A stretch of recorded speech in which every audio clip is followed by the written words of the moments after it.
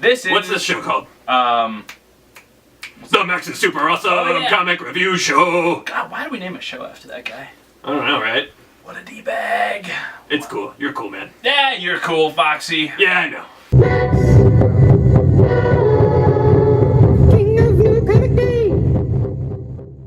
Welcome to another exciting episode of the Max is Super Awesome Comic Review Show. Here, as always, with the coolest fox that you will ever know. Unless you know a cooler fox, and give me his number on the side. Just email it to me. Anyway, we're gonna get into some graphic... No. Oh, continuing for the third week in a row is a graphic novel watch. After that, we're going to jump into... There's a long list of honorable Oh my mentions god, this episode's going to be stupid long. Previews watches tonight, too. Oh, man. Gosh. We're just going to sprint through all of the lists. All right. We've got 4 lists for you. 4 lists. No depth. 4 minutes. Go. All right. Graphic novels. Go. Deep State, Lumberjanes, Dark Ages, Avengers, Rage of Ultron. No. First up on our graphic novel list is Deep State. We reviewed number 1 of this a while ago. It's like X-Files meets... The Thing. The Thing. Yeah. Government secrets, trying to be kept secret, crazy space alien, can turn into anybody. Boom. Bada bing. And it's from... Is it from Boom? Did I say that right? Yeah, it is. Boom. Boom. All right. Next up on our list, also from Boom. Boombox. It is... Lumberjanes. Lumberjanes, Volume 1, paperback. It's cool. It's like fans of Adventure Time, all that like good Steven stuff. Universe. Yeah, it's about a bunch of girls that go to summer camp. You know, children's cartoons that aren't really for children. My favorite graphic novel that came out this week is also... this one's from Dark Horse. It is...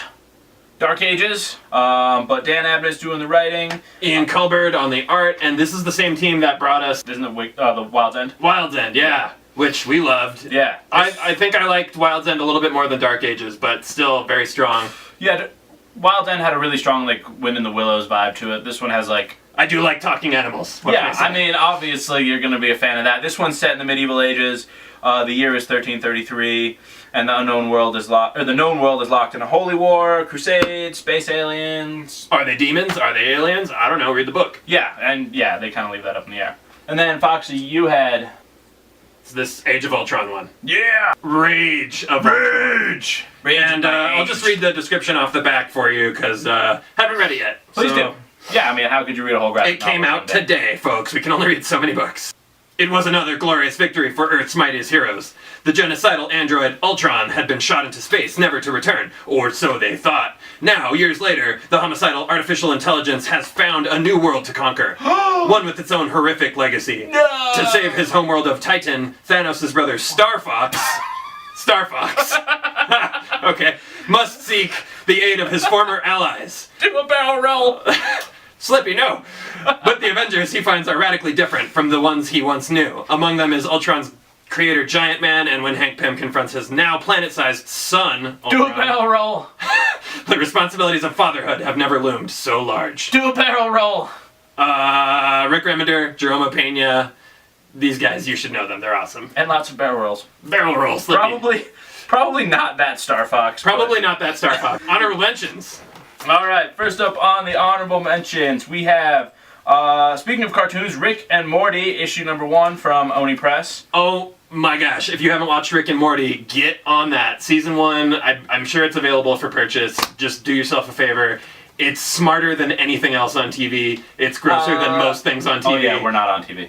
And it's almost as cool as Adventure Time. Maybe cooler. I don't know. The only thing that can really compete. Honorable mentions list, it is Convergence, issue number 0.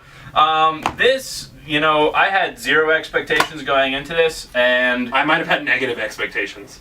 Okay, fair enough.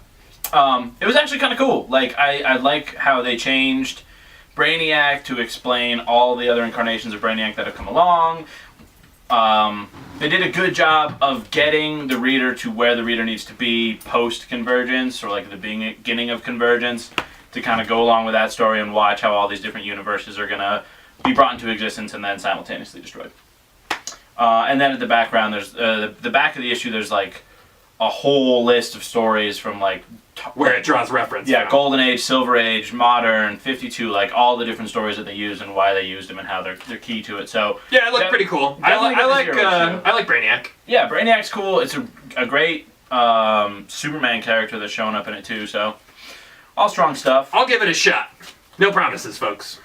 Well, this next one is definitely awesome, and you're definitely going to read it. It's Squarriors! Squarriors, man. That first one was so brutiful. Is that where we came up with the term brutiful? Brutiful. Because it's brutal, Ugh. and it's beautiful. It's so totally brutal. And this one has cats and lots of blood. And like oh my gosh. 13 pages of nonstop cat blood violence. Lots of animal violence. It's like the precursor to the next issue of Tooth and Claw. Or Yeah. Autumn Lands. Yeah.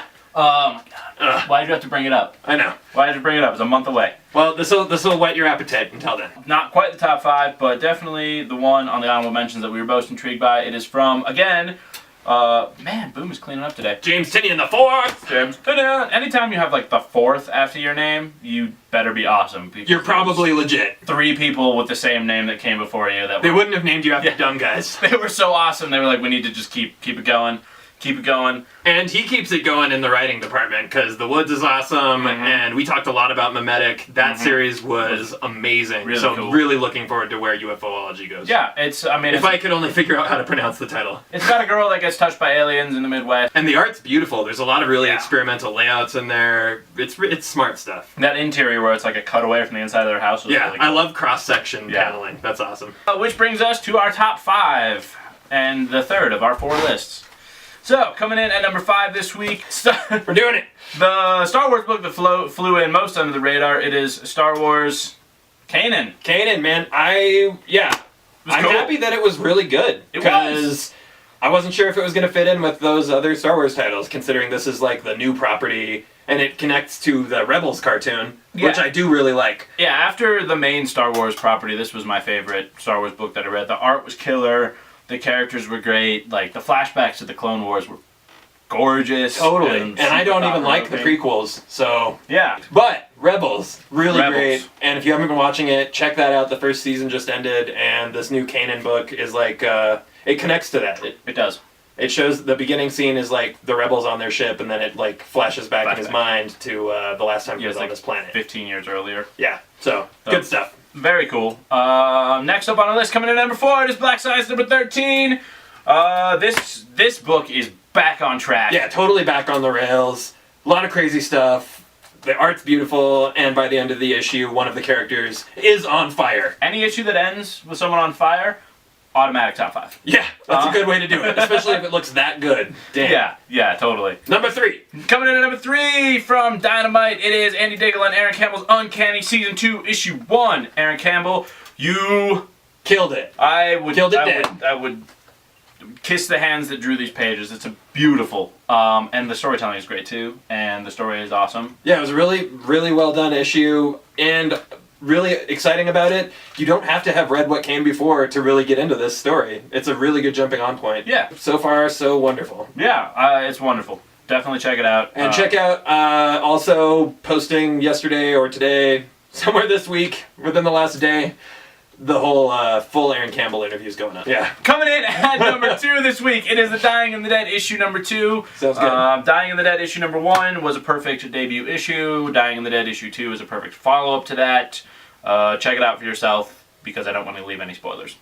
Hickman continues to be one of the greatest writers in the business today. And coming in at number 1, wrapping up its second story arc in a way that only these many rings can do.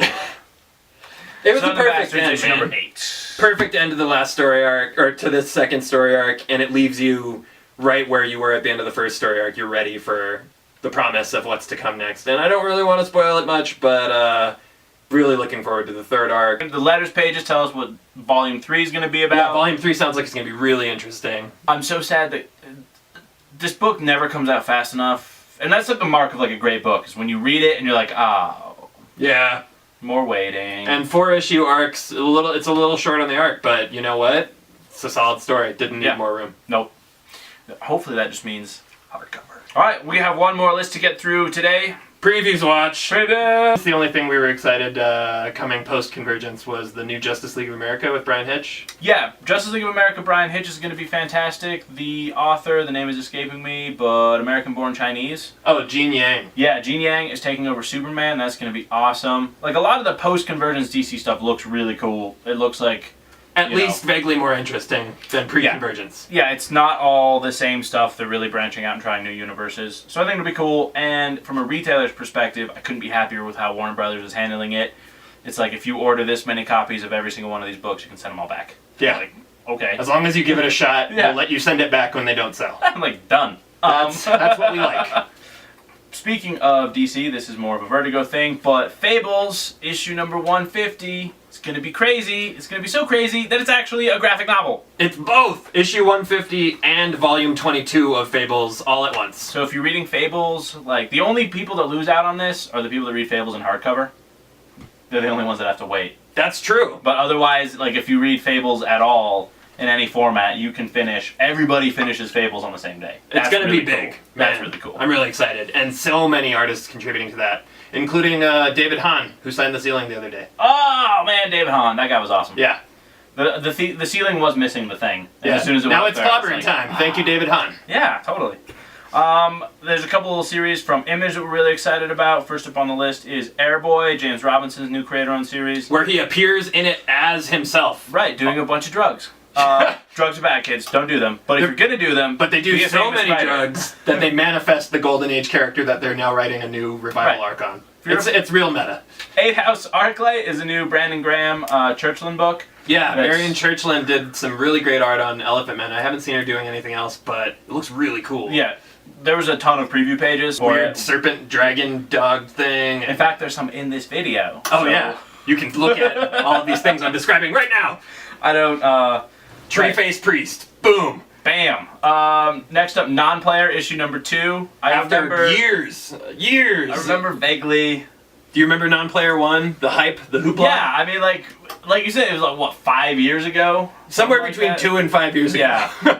I remember being really excited to read issue 1, and I'm really looking forward to finally reading issue 2. And I'm glad they're resoliciting issue 1 so you don't have to go 5 years back in your collection to dig out what happened in the first issue. Yeah, just don't expect to make it onto my top 5 list. Non-player 2. Yeah. Well, the thing that I was most excited for in previews, Archie number 1, Mark Waid, Fiona Staples. That's crazy. Get out! It's gonna be too cool! Over 22 covers, or 22 covers exactly? Yeah, something like that. Something around 22 covers. I'm just gonna An float that number intimidatingly by. large number of covers. That's too many covers. That's a lot of covers. But I mean, Luckily, the Fiona Staples main yeah, like, cover if is you're the a one s- I want. So. yeah, but like if you're a store, you can go to your collectors and your people and be like, hey, Do you need the Chip Zdarsky cover? right? Like, Maybe. you love Chip Zdarsky, Foxy. You I get do. the Chip Zdarsky cover. Yeah, the Francavilla cover is really nice too. Yeah. Dang it, gotta catch them all. See. Also, Tank Girl coming back with original Yeah, Jamie creator. Hewlett. Jamie Hewlett's back. Alan Martin and Jamie Hewlett working on Tank Girl together for the first time in decades. It's like reunion. It's like Yeah, the gang's all back. all of comics is getting together and singing "Kumbaya" and drinking the Kool-Aid about how awesome comics are, and I'll ride that wave. I'll read that way for sure. Next up, Strange Fruit. That's Mark Waid that's and Mark J.G. Waid's other book. Jones, and it's like a Jones. superhuman comes to the South during like the 20s, so there's like a lot of racial elements to it, and it's like beautifully painted. By J.G. Jones. Yeah, and it's a limited series, but it sounds like it's gonna be really, really cool and really like important topical stuff. Next up, Gilbert Hernandez, Blubber #1. Looking forward to that. All of Gilbert's series are super weird, and the cover of this one suggests this is no different. and then the Marvels book shipped out a week late. It's about twice the size of a normal Marvel previews. Because But there's a ton of Battleworld books. one of the things that jumped right out at us, Weird World, Jason Aaron, And Mike Del Mundo on art. from currently doing Elektra, which if you're not reading Elektra, read Elektra. Del Mundo's art is amazing. So getting him with Jason Aaron on a book, and not just any book, it's like Conan with swords and sorcery and sci-fi elements. Come on. This is going to be Conan, the best book. Sci-fi, Del Mundo, Jason Aaron. From Marvel. This is insane. It's going to be insane. My mind is just blown. And then last but not least, also Scotty Young, fan favorite. He's got a new... No. Basically, it takes the Young AVX book that they did right after Avengers vs. X-Men, where it's like all the baby characters, and they were appearing on all those covers, and they're like getting their own book now. Yeah, it's like, hey, we sell all these variants all day long. We should probably just make a book out of these guys. Or it's like, oh, we're done exploiting the variants, let's put them in a book. Yeah. but it's going to be cool. It's the culmination of years of variant covers, guys. And that is going to do it for our 4 lists. You got graphic novels, runners-up, top 5, preview watch for June. June is going to be huge, people. Apparently. When am I going to sleep? Now. Yeah, okay, good night. Before we go, one last event. This is the first week of April, which means that the second day of April will put you exactly 1 month from Free Comic Book Day. It is May 2nd, also known as the first Saturday in May. Astro Zombies is going to be jamming. All your local comic book stores are going to be jamming. Be sure to go out, pick up the awesome books, support your local comic book shops. If you're here in New Mexico, come on by Astro Zombies. The Comic Crusaders of New Mexico will be doing Avengers cosplay that weekend. They'll be hanging out all day at the shop.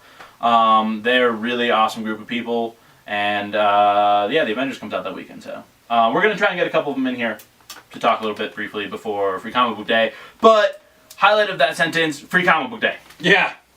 Fight Club. Fight Club 2. That's all you need to know about Free Comic Book Day. In an electric boogaloo. Also, Secret Wars #0. Yeah, that might be a big thing. That might be a big thing. Until next week when we bring you some more of the latest and greatest in comics that we think are latest and greatest. Stay frosty. Yeah. That's it. Alright. And do a barrel roll. Barrel roll!